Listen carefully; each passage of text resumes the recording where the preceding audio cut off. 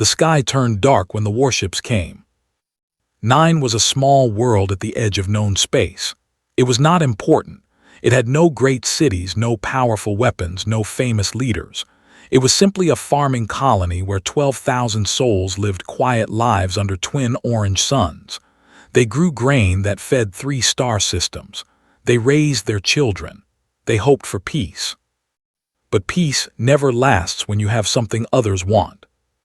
Commander stood on the roof of the Colonial Defense Building and watched the enemy ships descend through the clouds. There were 40 of them, 40 warships against her 300 defenders. The math was simple, and the math was cruel. She was not a young woman anymore. Her black hair had streaks of gray, and her hands carried scars from 20 years of service. She had fought pirates. She had survived border skirmishes, but she had never seen anything like this. The Dominion was an empire built on hunger. They did not conquer worlds for glory or pride. They conquered because their war machine needed food, metal, and bodies. 9 had grain. That was enough reason for them to come. "Commander," said Lieutenant, climbing up to join her. He was young, barely 30 cycles old, with a sharp mind and nervous hands. "The fleet has established a blockade. All communication satellites are jammed. No ships can leave or enter." "The distress signal. We sent it before they jammed us, but the nearest Allied fleet is 47 days away." Paused. His voice was heavy. "The Council has classified us as a non-intervention scenario. They are not coming." Closed her eyes. 47 days. In 47 days, everyone on this world would be dead or enslaved. They did not wait. They did not negotiate. They simply took what they wanted. "Gather the officers," she said. "We need to plan our defense." The bunker beneath the Colonial Center was cold and crowded. Looked at the faces around the table. There was her most trusted officer. There was Sergeant, a heavy man with kind eyes who led the militia. There was Doctor, who had already begun preparing the medical ward for casualties they all knew would come. And there was Priest, an elderly with 4 eyes and skin the color of old copper. Was not a soldier. He was a spiritual leader of the settlers who had lived on this world for 600 years before humans ever joined the galactic community. His people had seen the before. They knew what was coming. "They will demand surrender within 1 day," said. His voice was soft and tired. "When we refuse, they will begin bombardment. They will target civilian areas first. They want to break our will before they break our walls." "How long do we have?" Doctor asked. "Perhaps 2 weeks, perhaps less." 4 eyes looked at each person in the room. In 600 years of conquest, no besieged world has ever been relieved in time. The mathematics are simple. We die here. Silence filled the bunker. No one argued, no one could. Thought of the children in the shelters below. She thought of the families huddled together, waiting for news. She thought of the farmers who had never held a weapon in their lives but had volunteered to fight anyway. "Then we make them pay for every step," she said. "If we cannot survive, we will make sure they remember us." The bombardment began the next morning. The first strike hit the eastern residential district. Felt the ground shake beneath her feet as she ran through the underground tunnels. When she reached the surface, she saw fire. Buildings that had stood for 100 years were now rubble. Bodies lay in the streets. A child was crying somewhere in the smoke. Sergeant ran past her, his team following close behind. They pulled survivors from the wreckage while the sky burned above them. "They are sending a message," said, his face pale with ash and horror. "They could have targeted the defense installations. Instead, they hit homes." "Because they want us afraid," replied. "They want us to surrender." But she would not surrender, not today, not ever. The next 3 days were the longest of his life. They bombarded the colony in cycles. 6 hours of fire, then 6 hours of silence. They let the colonists rest just enough to feel hope, then crushed that hope with more destruction. By the 3rd night, the death count had passed 800. The wounded filled every available space. Doctor had not slept in 50 hours. The defenders held their positions, but their eyes were empty. They were not fighting anymore. They were simply waiting to die. Sat alone in the command center, staring at the tactical display. The fleet hung in orbit like a crown of thorns around their dying world. There was no rescue coming.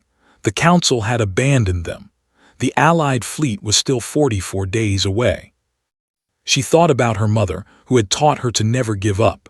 She thought about her father, who had died defending a colony just like this one. She thought about all the people who were counting on her to save them. And she had nothing left to give. Priest entered quietly. He sat beside her without speaking. For a long moment, they simply breathed together in the cold bunker. "Do you believe in miracles?" asked. The old was quiet for a time. Then he said, "I believe that the universe is larger than our understanding. I believe that hope is never truly lost, even when mathematics say otherwise." Looked at him. "That is a kind thought, but it will not stop the—" "No," agreed, "but perhaps something else will." Neither of them knew that 42 light-years away, Earth had received their distress signal. Neither of them knew that a fleet was already preparing to launch. Neither of them knew that the mathematics of the galaxy were about to change forever. They only knew the darkness. But somewhere in that darkness, the wolves were waking up. Admiral was drinking tea when the distress signal arrived. She was a small woman with gray-streaked hair and calm eyes. She did not look like a warrior. She looked like someone's grandmother, the kind who would bake cookies and tell stories by the fire. But every officer in the United Earth Defense Force knew her name, and every enemy who had faced her knew her reputation. She never left anyone behind, never. The orbital command station above Earth was quiet at this hour. Most of the crew was sleeping, but never slept well. She had learned long ago that peace was an illusion, and illusions could shatter at any moment. Captain found her in the observation deck, watching Earth spin slowly below. He was a tall man with sharp features and a careful way of speaking. He had served under for 15 years. He knew what that look in her eyes meant. "Admiral," he said, handing her a data pad, "we received a distress signal from 9, Siege Fleet, 12,000 civilians trapped." Read the report in silence. The numbers were bad. The situation was worse. The Galactic Council had already declared non-intervention, which meant no one was coming to help. "How far?" she asked. 47 days at standard FTL. "Too slow," set down her tea. "What about emergency warp?" Hesitated. "Admiral, the Council has classified this as a non-intervention scenario. We have no treaty obligations to 9. If we send our ships, we would be acting against Council orders. The political consequences." "I did not ask about politics." His voice was quiet but hard as steel. "I asked about the people." Looked at her for a long moment. Then he nodded. "If we use the gravity slingshot around Jupiter and push the engines beyond safety limits, the Indomitable could reach 9 in 18 hours. Maybe less. Casualties on our side. Unknown. The hull stress would be extreme. We might lose the ship." Stood and walked to the window. Earth glowed blue and white below, peaceful and beautiful. Billions of people lived down there, sleeping in their beds, trusting that someone would protect them. She thought about 9, 12,000 souls, farmers and children and old priests who had never harmed anyone. They were not human. Most of them had never even met a human. But they were people, and they were dying. "Humanity spent 10,000 years learning how to kill each other," said softly. "We got very good at it. We invented weapons that could destroy cities. We built empires on blood and fire. We nearly ended ourselves a dozen times." She turned to face. "But we also learned something else. We learned that the strongest armies are not the ones that conquer. They are the ones that protect. We learned that courage is not the absence of fear. It is choosing to act when you are afraid." "Admiral." "Send the order," said. "The Indomitable launches in 1 hour. and tell Captain that I expect him to bring my ship back in one piece." Saluted and left, returned to the window and finished her tea. The galaxy thought of humans as newcomers, small and weak and unimportant. They had only joined the galactic community 30 years ago. They had no great empire, no ancient history of conquest. They were just another species among thousands, easily ignored and quickly forgotten. But the galaxy did not understand what humans were made of. They did not know about the wars that had forged humanity into something harder than steel. They did not know about the courage that burned in human hearts, or the stubbornness that refused to accept defeat. They would learn. 3 hours later, the UEDF Indomitable broke orbit and began its impossible journey. Captain stood on the bridge as the stars stretched into ribbons of light around them. He was a thin man with tired eyes and steady hands. He had commanded the Indomitable for 7 years. He knew every bolt and wire of his ship. He knew it was not built for what they were about to do. "Hull stress at 87%, reported engineer. She was young, barely 25, with short hair and oil-stained fingers. "Engines are running hot. We are already past recommended limits." "Keep pushing," said Captain, "if the engines fail." "They will not fail." Looked at his crew. They were afraid. He could see it in their eyes, but they were also determined. They had all volunteered for this mission. They all knew the risks. "We have 18 hours to cross 47 days of space. Every minute we save is another minute those people stay alive." In the cargo hold below, 200 Marines of the United Earth Marine Corps prepared for battle. Sergeant Major walked among them, checking weapons and armor. She was a broad woman with shoulders like a boxer and a voice that could cut through a firefight. She had fought in 3 wars and led soldiers on a dozen worlds. She had never lost a Marine under her command. "Listen up," she said. "When we hit dirt, we hit hard. They have never faced a combat drop from orbit. They do not know what we are capable of, but they are about to learn." A young private named looked up from his rifle. He had freckles across his nose and hands that still shook when he thought too hard about what was coming. "Sergeant Major, do we have enough people to break a siege fleet?" Grinned. It was not a nice grin. It was the kind of grin that made enemies run. "We are not here to break their fleet, Private. We are here to break their will. There is a difference." "What difference?" "Ships can be rebuilt. Will cannot." Clapped him on the shoulder. "You fight hard enough, you scare them enough, and they will run. That is the human way. We do not win because we are bigger or stronger. We win because we never stop coming." Nodded slowly. He did not fully understand, but he trusted with his life. Every Marine did. The Indomitable screamed through warp space, pushing harder than any ship had pushed before. The hull groaned. The engines burned, but Captain did not slow down. On 9, the bombardment continued. Commander watched another building fall. She did not know that help was coming. She did not know that 18 hours away, a ship full of humans was tearing through the stars for her. But somewhere deep in her heart, she felt something she had not felt in days. Hope. She did not know why. The mathematics still said they were going to die, but hope does not care about mathematics. And neither do humans. The Indomitable was dying. Captain could feel it in the vibrations beneath his feet. He could hear it in the groans of metal that echoed through the corridors. His ship was not built for this speed. No ship was. They were pushing through warp space at velocities that should have torn them apart hours ago. But they were still flying, and that was all that mattered. "Hull stress at 94%, engineer reported. Her voice was hoarse from hours without sleep. "We have microfractures forming on decks 3 and 7. Recommend reducing speed." "How much time do we have left?" asked. 6 hours to 9. "Then we do not slow down." Looked at him. There were dark circles under her eyes and her hands were shaking from too much caffeine, but she nodded. She understood.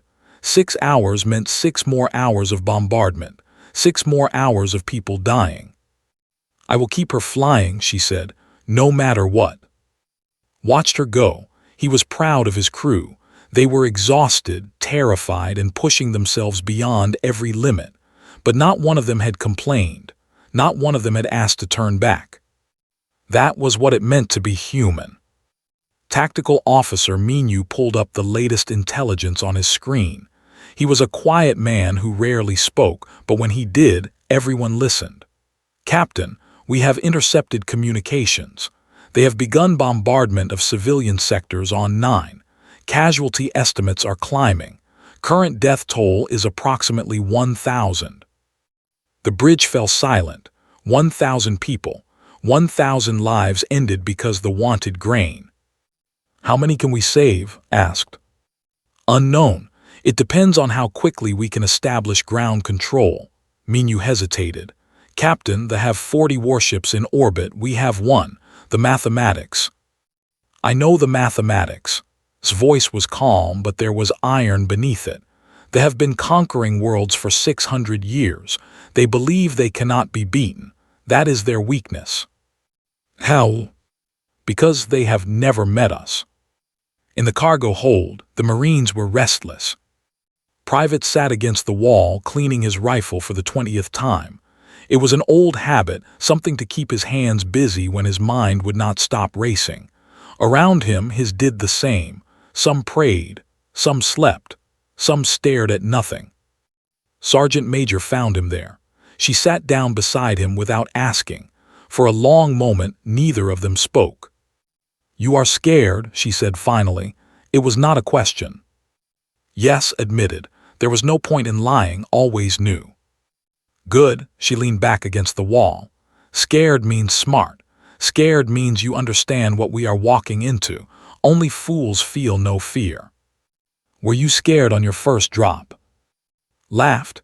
It was a rough sound, like gravel rolling downhill.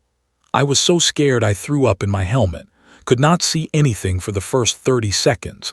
Nearly shot my own squad leader. Stared at her, you. Me, she shrugged. Fear does not make you weak. Running from fear makes you weak. You feel it, you accept it, and then you do your job anyway. That is courage. What if I freeze? What if I cannot do it? Looked at him, her eyes were hard but not unkind. You will not freeze, you know why. Why? Because those people down there are counting on us. 12,000 souls who have never met us, who do not even know we are coming. They are sitting in bunkers right now, holding their children, waiting to die. And we are the only ones in the entire galaxy who give a damn about them. She stood up and offered him her hand. So you will not freeze, you will fight, because that is what humans do. We fight for the people who cannot fight for themselves. Took her hand and stood. His legs felt stronger now. His hands had stopped shaking. Thank you, Sergeant Major. Do not thank me yet, grinned. Thank me when we are drinking victory beer on 9. The hours crawled by like wounded animals. On the bridge, Captain watched the countdown. 5 hours, 4 hours, 3. Every minute felt like an eternity. Every second was another moment the people of 9 suffered. Captain, Minu said suddenly, I am receiving updated reports from the surface. The colonial defenders are still holding, but barely. Their commander is refusing to surrender. What is her name? Commander, she has 300 defenders against a siege army. She is fighting a battle she cannot win. Smiled grimly, then she will be happy to see us. 2 hours, 1 hour, 30 minutes. The Indomitable groaned and shuddered. Warning lights flashed across every console. The hull stress had reached 97%. Any higher and the ship would tear itself apart. Called over the comm, how are we holding? Barely, came the reply. The engines are running on pure stubbornness at this point, but we are almost there, just a little longer. Can you give me more speed? There was a pause. Captain, if I push any harder, we might not survive the drop out of warp. Might. 60% chance. Looked at his bridge crew. They looked back at him. Not one of them flinched. "Do it," he said. The Indomitable screamed. Metal twisted, systems overloaded. The lights flickered and died, then came back. Every person on the ship felt their bones rattle as the universe bent around them. And then suddenly they were through. 9 hung before them, a small green world under siege. The fleet surrounded it like vultures around a dying animal, 40 warships against one battered cruiser. Captain opened the ship-wide comm. His voice was calm, steady, unafraid. "All hands, this is the captain. We have arrived at 9. The people down there are counting on us. They have been told that no one would come. They have been told that they are alone. We are here to prove them wrong." He paused. "Marines, prepare for combat drop. All crew, battle stations. Today we show the galaxy what humanity is made of." In the cargo hold, Private locked his helmet into place. His heart was pounding. His hands were steady. Sergeant Major slapped his shoulder. "Time to go to work." The drop pods began to launch. And on the surface, Commander looked up at the sky and saw fire falling like stars. She did not understand. She could not believe it. But she knew in that moment that everything had changed. Someone had come. The drop pod hit the ground like an angry god. Private felt his teeth rattle in his skull. The impact was brutal, designed to dig deep and fast into enemy territory. For 3 seconds he could not breathe, could not think, could only feel the violence of a rival shaking every bone in his body. Then the pod door blasted open, and he was running. The air of 9 smelled like smoke and burning metal. Could see the colonial settlement in the distance, surrounded by siege platforms. Energy weapons flashed in the darkness. Buildings were burning. People were screaming. Around him, other pods were landing. Marines poured out like water from a broken dam, their boots hitting the ground in perfect rhythm. They did not slow down. They did not hesitate. They had crossed 47 days of space in 18 hours, and they were not about to waste a single second. Sergeant Major was already barking orders. "First squad, secure the western perimeter. Second squad, push toward the civilian shelters. Third squad with me." Ran with his squad toward the shelters. They had not expected this. Their formations were confused, their commanders screaming contradictory orders. They had planned for a siege that would last weeks. They had not planned for fire falling from the sky. The first soldier saw was taller than any human, with gray skin and 4 arms that held weapons and tools at the same time. Its face was covered by a mask that hid everything except 2 glowing red eyes. It raised its weapon. Was faster. His rifle cracked twice in the fell, did not stop to look. He kept running. There would be time for horror later. Right now there was only the mission. Above them, the Indomitable was dancing with death. Captain stood on the bridge as his ship wheeled and spun between warships. The enemy outnumbered him 40-1. By every calculation, he should have been dead already. But had spent years studying He knew how they fought. He knew their patterns, their assumptions, their blind spots, and he was using every bit of that knowledge now. "Hard to port," he commanded. "Fire all forward batteries on the lead cruiser." The Indomitable turned sharply, its engines screaming in protest. Weapons fire streaked across the void as both sides exchanged blows. The flagship took 3 direct hits and began venting atmosphere. "They are regrouping," Tactical Officer Minu reported, "forming a standard encirclement pattern." "Standard?" smiled grimly. "That is their problem, they only know standard." He pulled up the tactical display and studied the enemy formation. They were methodical, predictable. They had conquered 100 worlds using the same tactics. It had always worked. Until now. "All power to engines," ordered. "We are going straight through the middle." His bridge crew stared at him. Going through the middle of an enemy fleet was suicide. Everyone knew that. Captain Minu began. "Trust me." The Indomitable surged forward. Ships opened fire from all sides but had timed it perfectly. By flying directly at the center of their formation, he forced them to stop shooting or risk hitting each other. For 30 precious seconds, the enemy fire dropped to almost nothing. It was enough. The Indomitable burst through the formation and came around behind the fleet.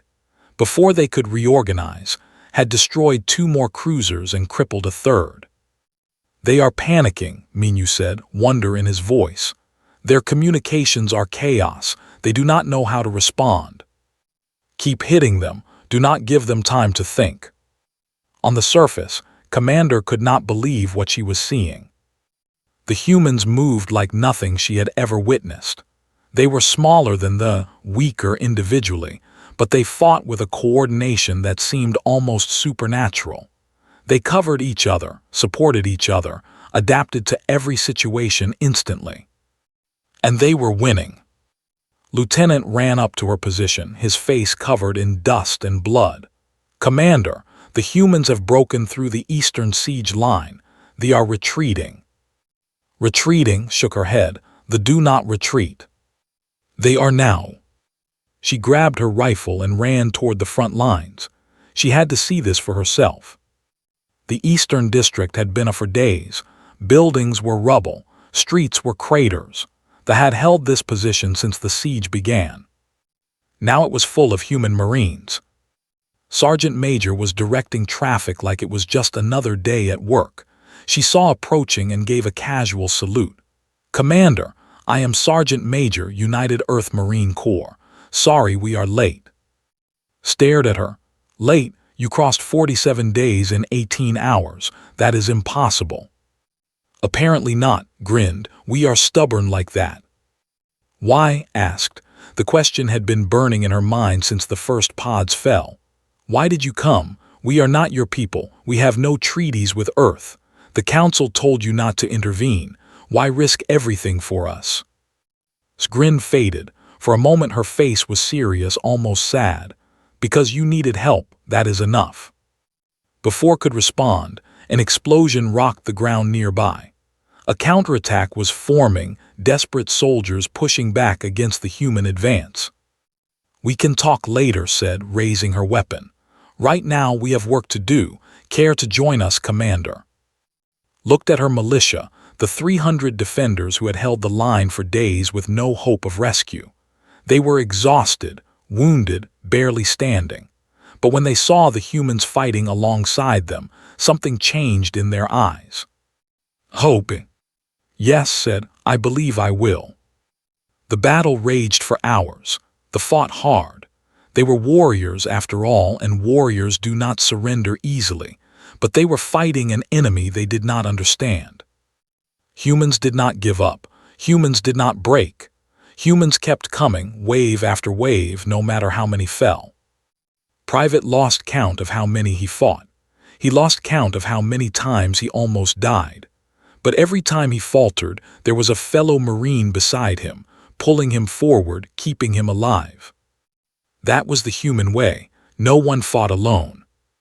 As the sun began to rise over 9, the fleet commander made a decision. He had lost 12 ships. He had lost 3,000 ground troops, and the humans showed no sign of stopping. For the first time in 600 years, they retreated from a siege. Commander watched the enemy ships break orbit and flee into the void. Around her, civilians were emerging from shelters, blinking in the morning light. Children were crying, but they were alive. Families were embracing. People who had been waiting to die were suddenly, impossibly free. She fell to her knees in the rubble. They had won. It was impossible. The mathematics said they should have died, but the mathematics had not accounted for one small, stubborn species from a blue planet called Earth. Sergeant Major found her there, kneeling in the dust, tears streaming down her face. "Hey," said gently, offering her hand. "War is over, time to rebuild." Looked up at her. "Thank you," she whispered. "Thank you for coming." Pulled her to her feet. "That is what we do. We come. No matter how far, no matter how hard, we come." Above them, the Indomitable held steady orbit. battered, broken, but still flying. Just like the people it had saved. The morning after the battle was quiet. 9 had not known quiet for nearly a week. The constant thunder of bombardment, the screams of the wounded, the rumble of siege platforms, all of it had become background noise, the sound of dying. Now there was only silence, broken by the soft cries of children finally feeling safe enough to sleep. Captain stood at the edge of the colonial settlement, watching the twin suns rise over the broken landscape. His uniform was dirty. His eyes were red from exhaustion. The Indomitable hung in orbit above, barely holding together, waiting for repair teams that would not arrive for days. They had lost 17 Marines in the battle. 17 lives, given freely for people they had never met. Commander found him there, standing alone among the rubble. She was not sure what to say. For 3 days, she had prepared herself and her people for death. She had made peace with the mathematics of their situation. And then this small, tired man had torn through those mathematics like they meant nothing. "Your ship," she said finally, "it will fly again." Eventually, did not turn around. She took a lot of damage, but ships can be rebuilt. "And your soldiers, the ones who fell." Was quiet for a long moment. When he spoke, his voice was heavy with grief. 17 Marines, good people, they knew the risks, they came anyway. Stepped closer. "Why? I have asked everyone since you arrived and no one gives me an answer I can understand. You had no obligation to us. You gained nothing from saving us. You lost good soldiers, nearly lost your ship and made an enemy of the Dominion. Why?" Finally turned to face her. His eyes were tired but clear. "Because you needed help. Because 12,000 people were going to die and we could stop it. That is the only reason we ever need." "That is not how the galaxy works," said. "Every species protects its own. Every empire calculates the cost of action against the benefit. No one sacrifices their people for strangers." "Humans do." Shook her head. "That is insane." "Yes," smiled faintly. "We have been told that before. But we have also been told that crossing 47 days in 18 hours is impossible. We seem to have trouble listening." In the medical tents, Doctor worked alongside human medics to treat the wounded. She had been awake for 3 days straight, but she could not stop. There were too many people who needed help. A young human medic named was helping her tend to a wounded child. The little girl had lost her arm in the bombardment, but she was alive. That was more than anyone had dared to hope. "You have good medicine," said, watching work. "Advanced, better than what we have." "We will leave supplies," replied, "and training if you want it. No one should have to face something like this without proper tools. You would share your knowledge with us." Looked at her with confusion. Of course, why would we not? Had no answer. In her experience, species guarded their advantages jealously. Knowledge was power, and power was not given freely. But these humans seemed to operate by different rules. Rules that made no sense, yet produced results that no one else could match. Sergeant Major was teaching a group of children how to play a game with stones and circles. It was a simple game, something human children played on Earth. But the children were delighted, laughing and shouting as they tried to understand the rules. Private watched from nearby. He had not slept since the drop, but he could not bring himself to rest. Every time he closed his eyes, he saw the faces of the he had killed. He saw the bodies in the streets. He saw the fire. Noticed him watching and walked over. "You should rest, Private. The battle is over." "I know," stared at the children playing. I keep thinking about what we did, what I did." "You saved lives." "I took lives too."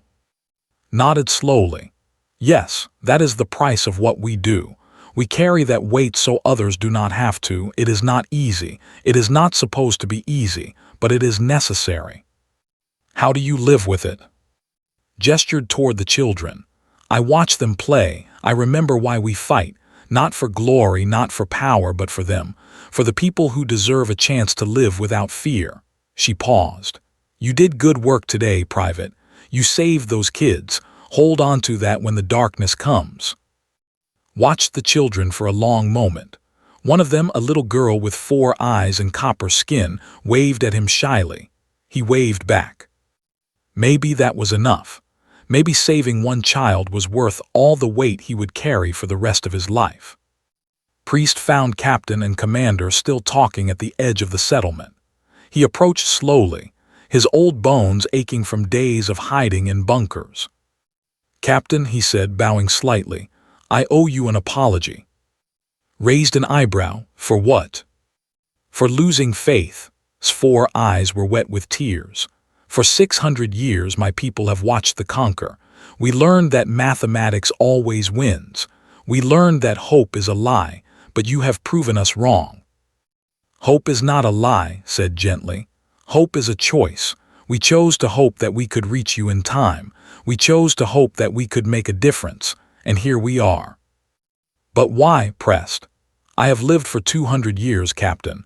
I have seen countless species, studied countless cultures, and I have never seen anyone do what your people did. Risk everything for strangers. Fight impossible odds for no reward. It makes no sense. Thought about the question for a long time. Finally, he said, we are a young species, Priest. We have only been among the stars for 30 years. We have no ancient wisdom, no great empire, no legacy of conquest, but we have something else. What? Each other. Looked at the colonists emerging from their shelters, at the Marines helping to clear rubble, at the children playing in the morning light. Humans learned long ago that we are stronger together than apart, that the only way to survive is to protect each other, and somewhere along the way we stopped seeing differences. Human, anyone, if you need help, we will come. Was silent. Then slowly he began to laugh. It was a strange sound, full of wonder and disbelief.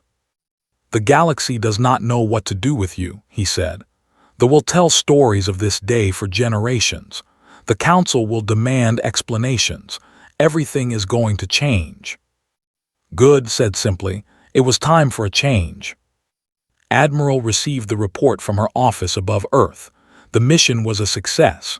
9 was saved. 17 Marines lost, but 12,000 civilians rescued. She read the names of the fallen slowly, honoring each one. They had died far from home, fighting for people they had never met. They had died as heroes. The political fallout would be enormous. The council was already sending angry messages, demanding explanations for Earth's unauthorized intervention. They were threatening retaliation. Half the galaxy was watching to see what would happen next. Did not care about any of that. She cared about the report from Commander, thanking Earth for coming when no one else would. She cared about the images of children playing safely in the morning sun. She cared about the simple truth that 12,000 people were alive today because humanity refused to accept impossible odds. Admiral, Captain said, entering her office. The council is demanding a response. Looked up from the report. Tell them this. Earth will always answer calls for help. We will cross any distance, face any enemy, pay any price. Not because we have to, but because it is right. They will not like that. They do not have to like it, smiled. They just have to understand it. On 9, the rebuilding had begun. Humans and worked side by side, clearing rubble, tending wounds, planting seeds for the next harvest. The scars of war would take years to heal, but they would heal. Commander stood with Sergeant Major, watching the work. What happens now? Asked. Now shrugged. We fix what is broken, we honor the dead, we help the living, and next time someone needs us, we come again. Just like that. Just like that. Looked at the human woman beside her. She still did not fully understand these strange, stubborn people who crossed impossible distances to save strangers. But she was beginning to understand why the galaxy had never seen anything like them.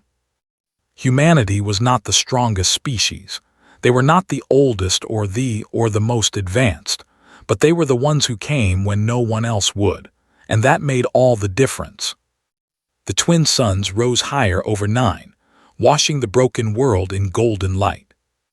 It was a new day. And for the first time in centuries, the galaxy had something it had almost forgotten: hope.